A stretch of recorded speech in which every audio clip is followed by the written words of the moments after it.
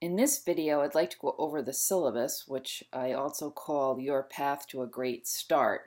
And you'll see that the Your Path to a Great Start isn't a learning module. It's actually a folder that has documents and a couple of learning modules in it.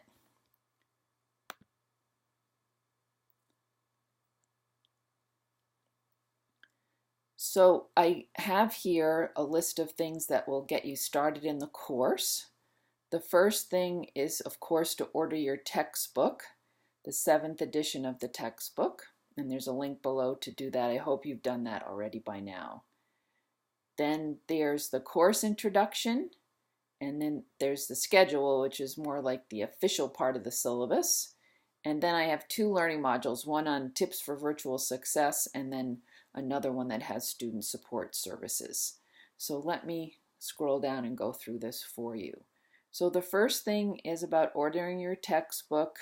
I believe that this link should work. Otherwise, there's an FAQ with some information about that.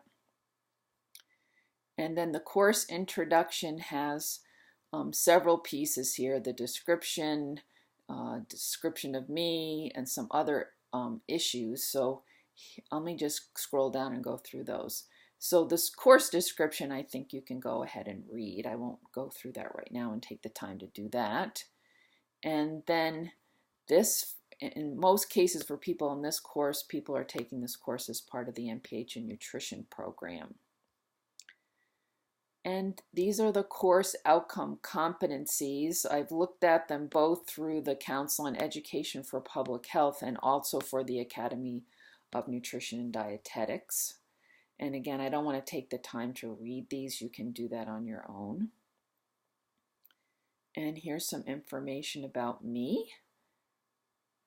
And then some information about the course. One of the things that I think I would like you to certainly pay attention to are the announcements. Most of the time, the announcements are going to be emailed to your UMass email, but they will also be here in the course. So every time that you check in, please go to the announcements and check into that. And let me just scroll up. There should be a link here over in the left to the announcements. So there's that link there. So just click there and you'll be able to get the announcements.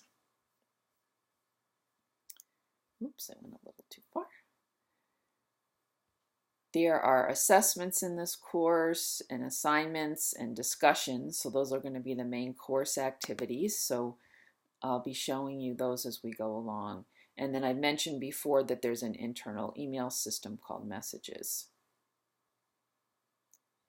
And then in the course content page, the learning modules that are available will be open to you, and I'm going to be opening them as we move along. I try to open the modules up 3 or 4 days before the module actually begins so that you can get ready to prepare for the next module as you're wrapping up the one that you're just finishing.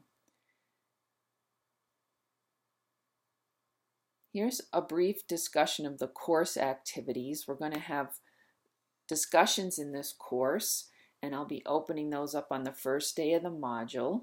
Some of them are going to be led by you as students, and some will be led by me as the instructor. And I have very specific directions for the student-led discussions. You'll see those during Module 2 and a little bit about those during Module 1. And of course, every module is going to have some readings. And as you're doing the readings, you'll be able to see in the textbook that the readings will help you prepare for the learning activities and other assignments in the module. The learning activities are active learning assignments. I try to help students construct their own knowledge. So you can read about the different ones here. They're scattered throughout the course. And then we're going to have a course project, which is going to lead to your final exam. In a nutshell, we're going to all be working on the beginning of a community needs assessment during Module 2. And then during Module 3, we're going to start on a nutrition education project and designing that. And then at some point, you're going to pick whether you're going to actually go into more depth in the community needs assessment or go into more depth and carry out your nutrition education project, and presenting either one of those will be your final exam. And again, I'll have more details about that later. We have a couple case studies during the course. You should be working on one during this first module in a small group, and then there's another one during module 4. And then each of the modules has a professional focus reflection. And then every module has a self-check on the chapters that are being covered in that module. So those are multiple choice questions, and you have multiple attempts to complete the quizzes, and your highest score will get recorded in the grade book. So there's the information about the textbook. And then the more official part of the syllabus is here under number 3. And this is color-coded based on the nutrition education project, the case study, or the professional focus reflection, just to give some color to something that looks really boring. But in any case, it'll tell you when the module starts and how long it is, what chapters we're going over, what are the learning outcomes, and then the activities that we're going to be going over in that module. And I also have more detailed calendars in each of the modules. So I'll just let you go through this. It's too tedious to go through the whole thing here in the video. And some of the rubrics are here, so you can look at those. The discussion rubrics are 40 points each, and there's a little bit different grading depending on whether the instructor has designed the discussion or whether they're led by students in the class. And here's the rubric for the case studies and also for the professional focus reflections. And then this just has the grading policy. So the discussions are worth 40 points each. There's 1 in each module except for the first module where we have 2. There are 3 learning activities, so those are listed here. 2 case studies. The self-checks in each of the modules except module 3 has 2 self-checks. And then the professional focus reflections in each module, and then the grading for the nutrition education project course project final exam. And these are the points you need to earn to get certain grades. There are no D's in graduate level courses here at UMass, so to pass the course you need 700 points or more. And just to remind you, if you want to use this course for your degree, you need to get a B- or better, and that's the same for most of the courses in the MPH Nutrition program. Here's what to do for technical support. There's information here if you want to download software. So that's something that you can get either free or at a discount as a UMass student. Procedures for testing and submitting your work. The self-checks allow you to make sure you're absorbing the textbook reading, and it says you can take them as many times as you want before the due date, and the highest score will be recorded. When you submit your work, you're going to be submitting the work here inside of Blackboard. You won't be emailing anything to me. I can give you feedback if you upload as either a Microsoft Word document or as a PDF. So there's a system in here that allows me to give you comments if you upload that way. So if you're using another program like Pages for the Mac or WordPerfect, try to save it as a Microsoft Word document or as a PDF file so that I can give you feedback that way rather than having to be downloading and uploading things to each of our computers. If you do use copy and paste, sometimes things may not format exactly as you would like, so you can remove the formatting. There is a remove formatting tool on the text editor. It's always better to just type in the text box if you can. And I'd just say always save a copy of your work. And in this little module on tips for virtual success, all the communication is going to be completely online.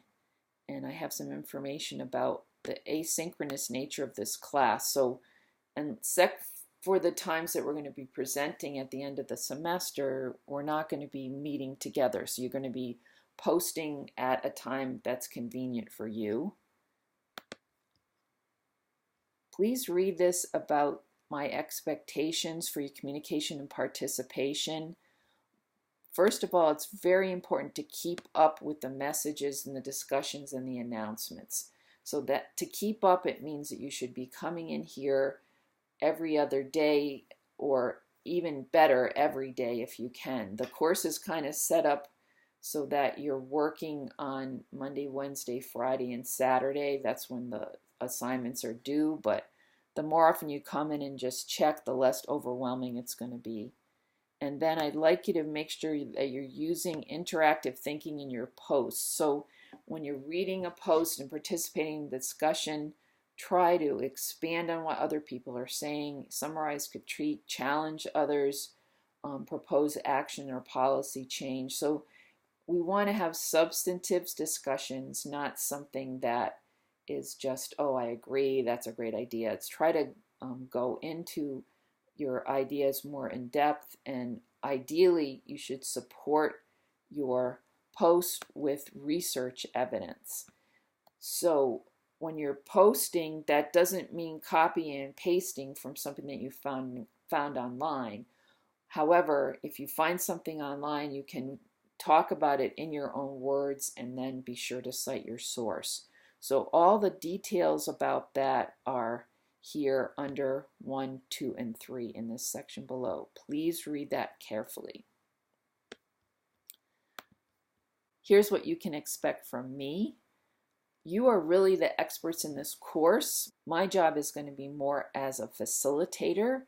So I'll be trying to help direct you, but I'm not going to interact with every single thing that you post. So the interaction is going to be among all of you. And I just put down, on most days I'm in here on the computer at 10 o'clock in the morning, and that's the first thing that I do is check this course. And you should expect to get a reply from me on Monday through Friday, pretty much right away, at the most within 2 business days if something comes up and I get busy and I can't get on my computer.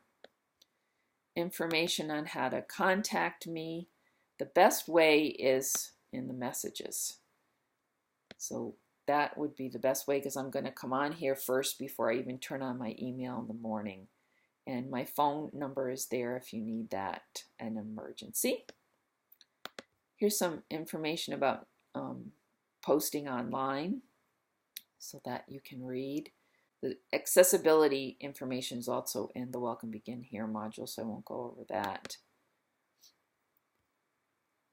Please be sure to read about academic honesty and understand what plagiarism is. So all that is here. There's also information if you have an academic grievance or you're in the military. And the university email policy is here for you to read. And there's just some more important tips, about interacting and staying up with everything. Time management in this course is something that can get away from people really quickly. So I encourage you to make sure that you read through everything in the important tips here and do some work to get your time management organized. And then the next section is on student support. So let me go back here to get to that. And the student support section is pretty short. So there's the technical support, academic support, some information here about the library. You have a kind of a box, drop box called U-Drive that you can use while you're at UMass. So I encourage you to take advantage of that. And then there's some student support services here from the Division of Continuing and Professional Education, also known as CPE. And then finally, when you're done going through all the parts of the syllabus and reading those carefully, getting yourself a little bit organized, you're all ready to begin Module 1. So I hope this video was helpful to you. and that you'll take some time to really go over the syllabus in the Your Path to a Great Start learning module.